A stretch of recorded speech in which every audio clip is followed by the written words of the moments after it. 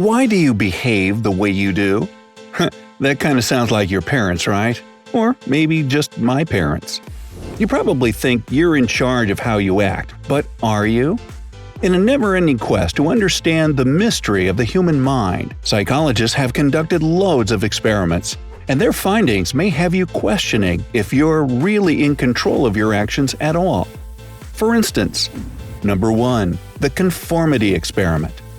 Would you ever give a wrong answer when you know the right one? Seems unlikely, since we can all be kind of stubborn when it comes to being right. But it turns out there might be a situation where you would. Solomon Asch's experiment from the 1960s demonstrates this. It involved ordinary, unsuspecting people and actors who pretended to be ordinary participants. They were all placed in a room together and asked to look at 2 pictures. One of them showed 3 lines of different lengths, and the other a single line. Their task was to tell which line from the first picture was as long as the line in the second picture. The answer was always obvious. The actors were instructed to give only wrong answers, and surprisingly, 75% of the ordinary participants went along with the rest of the group. However, when they were tested individually, 98% of them gave the correct answer. When they asked the participants why they gave the wrong answer the first time, most of them confessed that they agreed with the rest of the group because they didn't want to face ridicule. Simon Asch went further with his experiments and decided to find out if people would go along with a group's obviously nonsensical behavior. This experiment was even shown on an episode of the TV show Candid Camera. An unsuspecting man entered an elevator, and then it was filled with more people who all stood oddly facing the back wall. Talk about awkward. At first, the man was really confused, but then eventually turned around too. This confirmed even more that our decisions are greatly influenced by those around us. This is a good reminder that the group isn't always smarter or better informed. Are you brave enough to go against the crowd? Number 2. The smoke-filled room. Imagine, you're sitting in a room and smoke starts to billow out of a vent in the wall. You'd probably do something about that, right? Well, I wouldn't be so sure. In another famous experiment from the 1960s, carried out by John Darley and Bibb Latané of Columbia University, students were invited to discuss the problems of city life, which was just a cover. Before the discussion, they were asked to fill in some questionnaires in a waiting room first. While they were doing that, thick smoke began to enter the room through a small vent in the wall. When the students were alone in the room, 3/4 of them left to find someone to tell, because, well, where there's smoke, there's usually fire. However, when they were together with other people who were instructed not to react to the smoke, 9 out of 10 students silently kept filling out the forms. They thought it must be okay since other people didn't seem to care or be worried, even if it could have meant danger. This experiment supports the idea that people would even act against their best interest just to fit in because standing out from the crowd is just too scary. Do you agree? Let me know down in the comments. Number 3. Teens without technology. In this digital world, it's hard to imagine a day without devices. How long do you think you can go without touching your phone? Hey, the time when you're asleep doesn't count. Think you could make it for 8 hours? Russian psychologist Katerina Murashova conducted an experiment in 2011 to see if a group of teens aged 12 to 18 could stay away from all gadgets, TV, video games, and internet for 8 hours. They were instructed to spend this time on their own doing whatever they want as long as it had nothing to do with technology. Out of the 68 teens, only 3 of them passed the test. Those who gave up later reported feeling extremely anxious or super bored, so they just went back to surfing the net or playing video games. The heroic 3 that succeeded decided to indulge in their favorite hobbies. None of them seemed bothered by the absence of tech entertainment. Later, the psychologists repeated the experiment with 49 participants aged 11 to 20, but this time they were allowed to choose one person, a friend, relative, or their boyfriend or girlfriend, to spend the 8 hours with. 13 participants managed to find something to do for the whole period of time with their chosen partner. One of the pairs even built a kennel for a dog neither of them owned. The ones who didn't make it stopped the experiment because they wanted to engage in their usual activities, like watching a movie together or playing a video game, and they felt the urge to check their social media. I wonder who I'd choose as a partner for such a test. Probably my bed.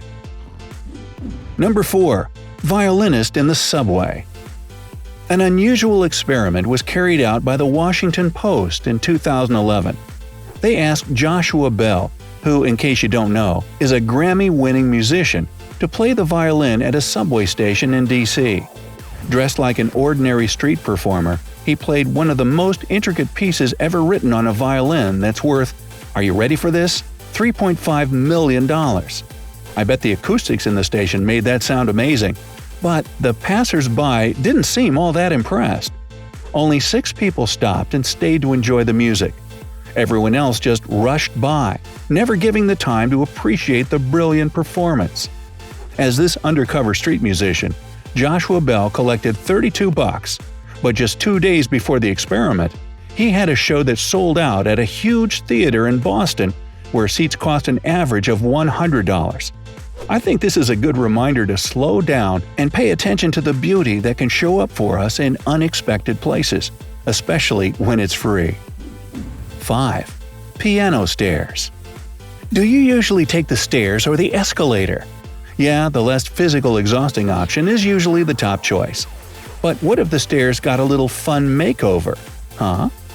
One experiment shows that when given a choice between easy and fun, we're more likely to choose fun. In 2009, Volkswagen sponsored a social campaign in Stockholm, Sweden, to find out if a bit of fun can inspire people to change their behavior. They transformed a stairway next to an escalator into a giant working keyboard. As you walk up or down, each step played a note like a piano. The experiment showed 66% more people than normal chose to take the stairs, proving that making things fun can help more people make healthier choices. This idea was soon adopted in some other big cities like Auckland, Melbourne, Milan, and Istanbul. Okay, so when are they going to bring it to my town? 6. The nudge theory. Deep down inside, we all know what's best for us, yet we just can't break our bad habits. Perhaps all we need is something to come along and give us a little push in the right direction.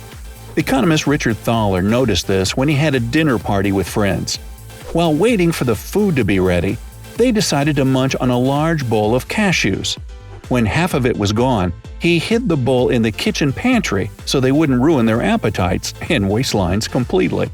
Surprisingly, the other guests thanked him for doing that. That inspired Thaler to come up with the nudge theory.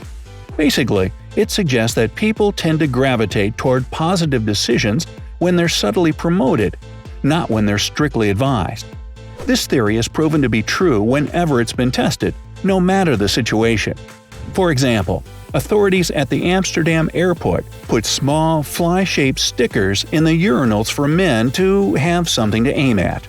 This resulted in much cleaner public restrooms because, well, there was 80% less spillage.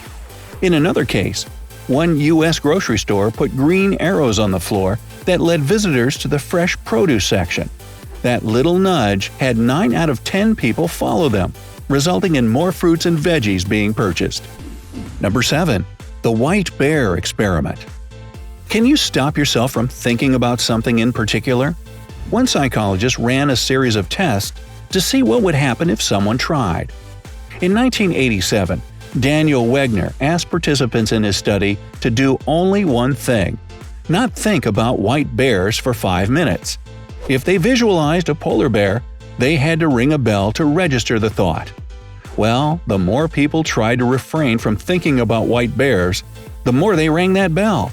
In fact, those who tried to not think about white bears actually ended up thinking about them more than other test subjects who were intentionally trying to imagine a polar bear. Now, try not to think about that. So, which experiment impressed you the most? Let me know in the comments. If you learned something new today, then give this video a like and share it with a friend. But hey, don't go anywhere just yet. We have over 2,000 cool videos for you to check out. All you have to do is pick the left or right video, click on it, and enjoy. Stay on the bright side of life.